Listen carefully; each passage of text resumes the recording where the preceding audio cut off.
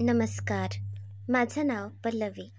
माझ्या चॅनलमध्ये तुम्हा सर्वांचे मनापासून स्वागत आहे. आज आपण चटपटीत मिरची वडा तयार करूया. 6 मध्यम आकाराचे बटाटे स्वच्छ धुवून कुकरमध्ये 4 ते 5 शिट्या काढून घेतल्या आहेत. हे बटाटे आता गार झाले आहेत. आपण या बटाट्याची साले काढूया. हे बटाटे मऊसर असे उकडायचे आहेत. हे सगळे उकडलेले बटाटे मी कुस्करून घेतले आहेत. 5 ते 6 हिरव्या मिरच्या अगदी बारीक चिरून घेतल्या आहेत. 10 ते 12 कडुलिंबाची पाने अगदी बारीक चिरून घेतली आहेत.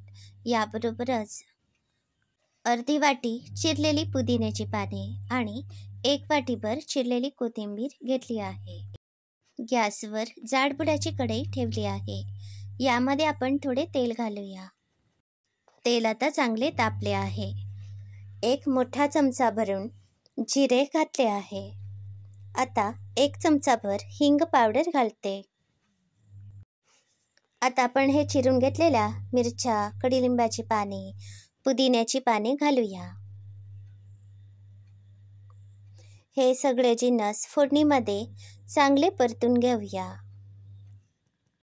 आता फोडणी तयार आहे. यामध्ये हे कुस्करलेले बटाटे घालूया.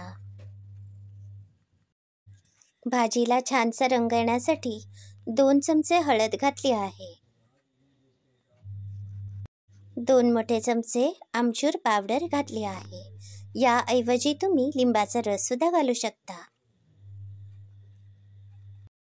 2 चमचे साखर घातली आहे. बटाटे उकडताना मी मीठ घातलं होतं. आवश्यकता असेल तर तुम्ही मीठ आताही घालू शकता. 2 ते 3 मोठे चमचे गरम मसाला घालूया. याऐवजी तुम्ही घरी आमटी भाजीसाठी जो मसाला वापरत असाल तो या भाजीमध्ये घालू शकता. आता यावर मी चिरलेली कोथिंबीर घातली आहे. 2 चमचे तिखट घातले आहे. आपण फोडणीमध्ये हिरव्या मिरच्या घातल्या आहेत. हे सारण चांगलं तिखट मिठट होण्यासाठी 2 चमचे तिखट घातला आहे. यामुळे या सारणाला छानसा रंगही आला आहे. हे बटाट्याचे सारण कढईमध्ये 5 ते 8 मिनिटे चांगले परतून घ्यायचे आहे. यामुळे हे खमंग तयार होते. बटाट्याचे सारण गार होण्यासाठी ठेवलं आहे. या मोठ्या आकाराच्या मिरच्या घेतल्या आहेत. या मिरच्यांचे देठ न काढता याप्रमाणे या मिरच्या चिरायच्या आहेत आणि या मिरच्यामधील बिया काढायच्या आहेत. याप्रमाणे सगळ्या मिरच्या आपण चिरूया. या मिरच्यांमध्ये आपण तयार केलेले सारण भरायचे आहे.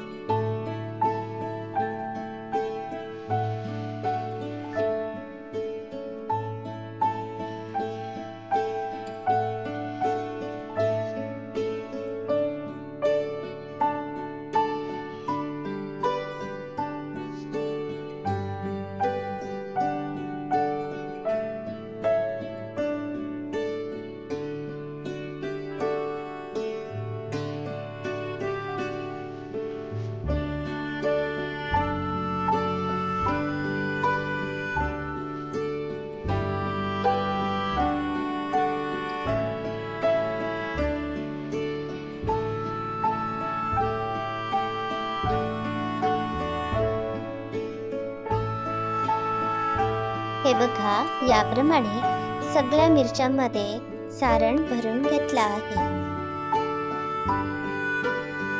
आता आपण बेसन पीठ चाळूया. 2 वाट्या बेसन पीठ घ्यायचे आहे. ते याप्रमाणे सगळ्यात आधी चाळून घ्यायचे आहे. यामुळे मिश्रणात गुठळ्या तयार होत नाही.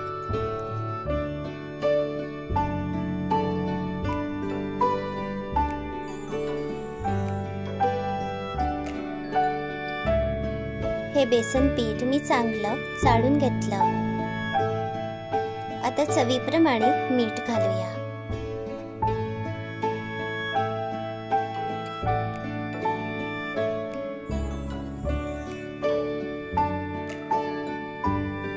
एक लहान चमचा हिंग पावडर घातली आहे. 1 चमचा हळद घालूया. आता आवश्यकतेप्रमाणे थोडे थोडे पाणी घालून याचे दाटसर असे मिश्रण तयार करूया. आपण बटाटे वडे तयार करताना जसे मिश्रण तयार करतो त्याप्रमाणेच हे मिश्रण तयार करायचं आहे.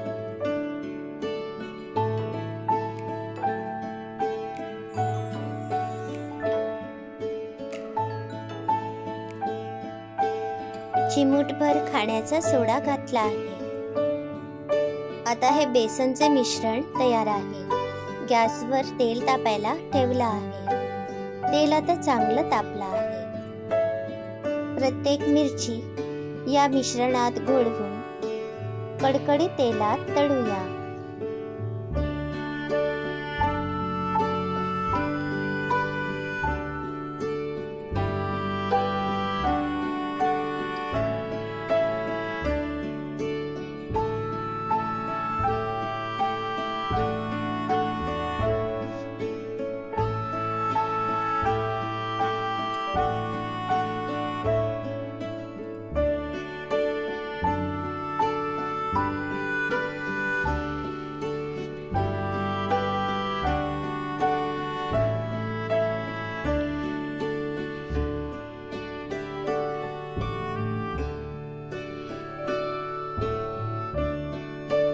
याप्रमाणे सगळ्या मिरच्या कडकडीत तेलात तळून घ्यायच्या आहेत. या मिरच्यांना छानसा सोनेरी रंग आलेला आहे. मिरची वडा तयार आहे. मी चिरून दाखवते. मिरची वडा तुम्ही टोमॅटो सॉस किंवा हिरव्या चटणी सोबत सर्व करा. आजची रेसिपी तुम्हाला कशी वाटली याचा अभिप्राय जरूर कळवा. अशाच सोप्या पद्धतीने रेसिपी बघण्यासाठी माझ्या चॅनलला नक्की भेट द्या. याबरोबरच माझे चॅनल सबस्क्राईब करा, शेअर करा. धन्यवाद.